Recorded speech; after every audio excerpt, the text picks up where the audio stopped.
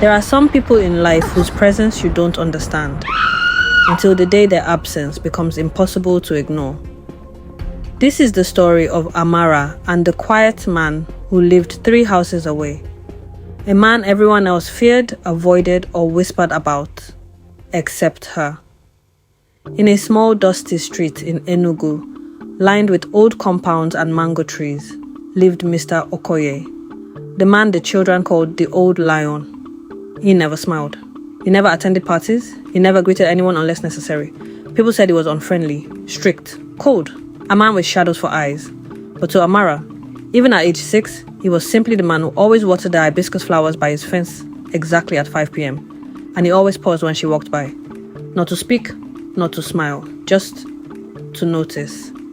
A small nod, a slight tilt of his head, a quiet acknowledgement she didn't understand at the time.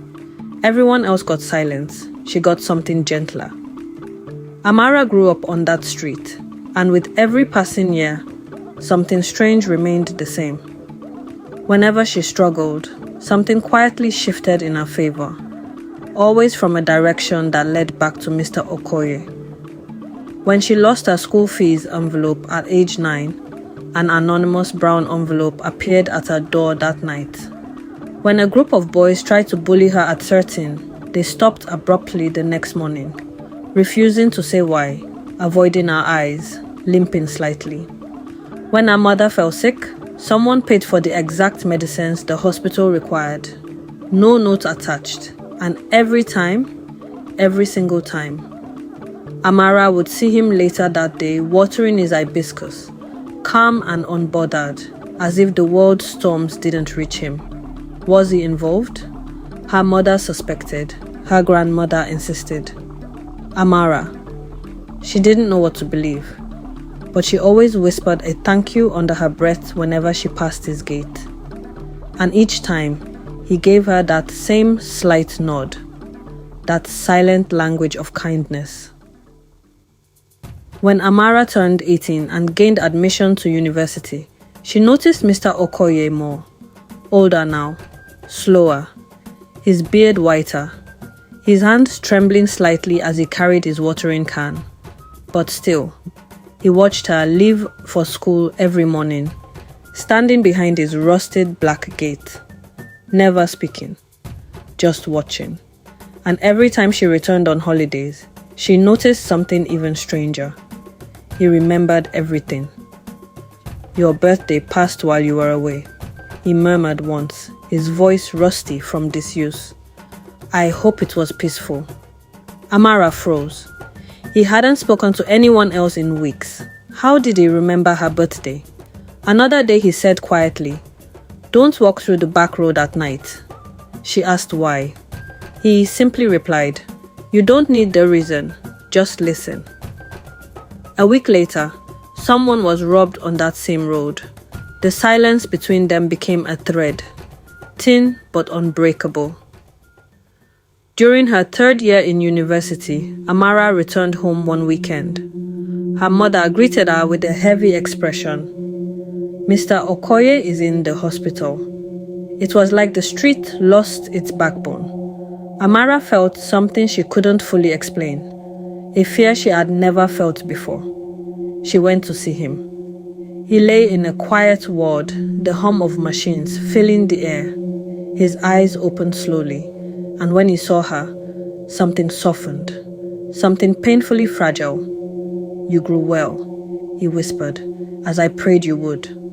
Amara blinked. "Sir, why did you always—" He raised a trembling hand, slightly.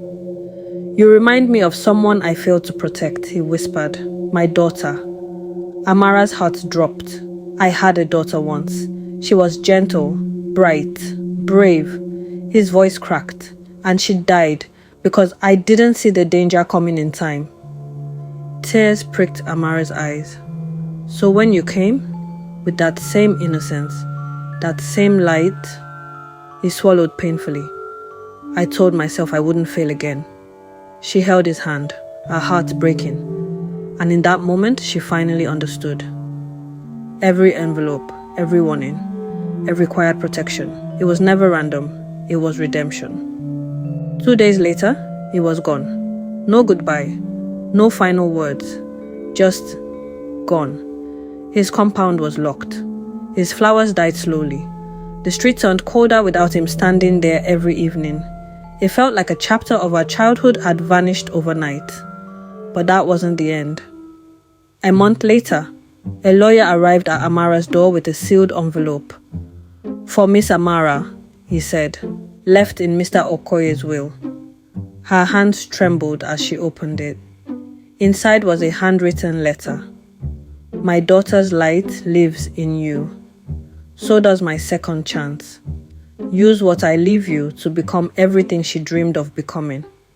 And beneath it, a document transferring ownership of his entire house, the old compound with the hibiscus flowers, to her. Her name, her signature line, her future, handed to her in silence. She cried for hours because the man the world feared, the man she barely spoke to, the man who loved her without ever saying it aloud, had been building her destiny quietly.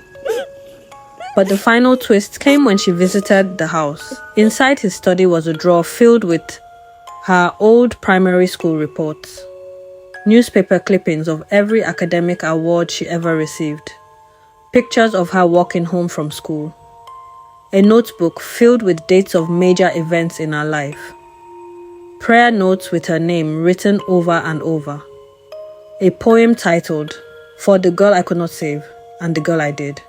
Amara collapsed on the floor in tears. This wasn't protection. This wasn't kindness. It was devotion, redemption, a lifetime of silent love. Years later, Amara renovated the old house and turned it into a community library, named after his late daughter, Adi's Learning Center. And every evening at 5 p.m., she watered the hibiscus by the fence herself, exactly the way he used to.